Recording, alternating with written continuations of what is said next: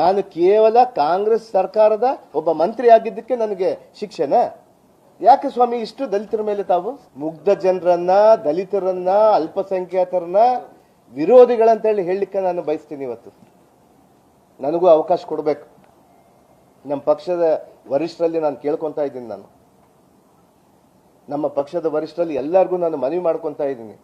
ತಾವು ಏನು ಈ ಸುಳ್ಳನ್ನು ವಾಲ್ಮೀಕಿ ಮಹರ್ಷಿಯ ಹಗರಣ ಅಂತೇಳಿ ಹೇಳ್ತಾ ಇದ್ದೀರಲ್ಲ, ಅದರಲ್ಲಿ ನನ್ನ ಪಾತ್ರ ಇಲ್ಲ ಇಲ್ಲ ಇಲ್ಲ ಅನ್ನುವುದನ್ನು ನಾನು ಜಗಜ್ಜಾಹಿರಾಗಿ ಮಾಡಿದ್ದೀನಿ. ನನ್ನಿಂದ ಏನ್ ತಪ್ಪಾಗಿದೆ ಸ್ವಾಮಿ? ನಾನು ಕೇವಲ ಕಾಂಗ್ರೆಸ್ ಸರ್ಕಾರದ ಒಬ್ಬ ಮಂತ್ರಿ ಆಗಿದ್ದಕ್ಕೆ ನನಗೆ ಶಿಕ್ಷೆನಾ? ಪ್ರೂಫ್ ಎಲ್ಲಿದೆ? ನಾನು ಏನಾದ್ರು ಒಂದು ಸೈನ್ ಮಾಡಿದ್ದೀನ?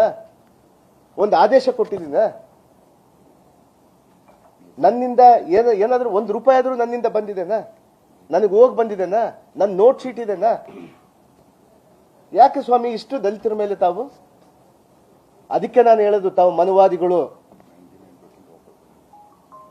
ಮನುಸ್ಮೃತಿಯಲ್ಲಿ ಇರುವಂತಹ ಒಂದು ಪುರಾಣ ಕಾಲದಲ್ಲಿ ಇರುವಂತಹ ಪದ್ಧತಿಯನ್ನ ತಾವು ತೆಗೆದುಕೊಂಡು ಬರ್ಲಿಕ್ಕೆ ತಾವು ಹೋಗ್ತಾ ಇದ್ದೀರಲ್ಲ.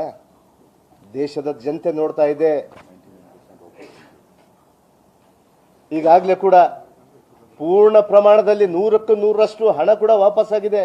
ನಾನು ಕಳಿಸಿದ್ದಲ್ಲ, ಬ್ಯಾಂಕ್ ಅಲ್ಲಿ ಮಾಡ್ಕೊಂಡಿದ್ದಂಥವ್ರು. ಹಂಗಾದ್ರೆ ನಿರ್ಮಲಾ ಸೀತಾರಾಮನ್ ಅವರು ಇವತ್ತಿನ ದೇಶದ ಮಂತ್ರಿಗಳು, ಫೈನಾನ್ಸ್ ಮಿನಿಸ್ಟರ್ ಅವ್ರು ಯಾಕೆ ಮಾಡಿಕೊಡ್ದು?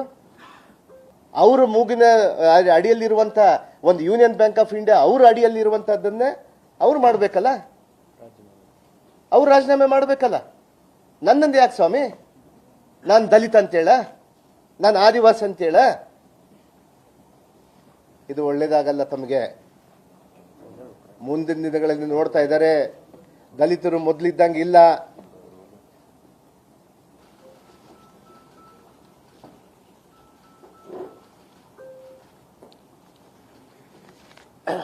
ಒಬ್ಬ ನಿರಪರಾಧಿನ ಒಂದು ಸುಳ್ಳನ್ನು ಹೇಳಿ ಹೇಳಿ ಹೇಳಿ ನಿಜ ಮಾಡಿಕೊಟ್ಟಿರಲ್ಲ ಮನುವಾದಿಗಳು. ನಿಮಗೆ ನಾನು ತೋರಿಸ್ತೀನಿ. ಇದು ನನ್ನ ಸವಾಲ್. ನಾನು ಇವತ್ತು ಸಂವಿಧಾನಕ್ಕೆ ತಲೆಬಾಗಿ